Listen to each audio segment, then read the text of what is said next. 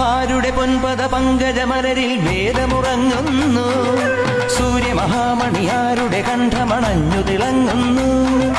ആരുടെ മാമണി വില്ലിലെ അമ്പുകൾ പൂമഴ പെയ്യുന്നു. ആശബരീശ്വര യോഗി വരേശ്വരൻ അഭയം നൽകുന്നു.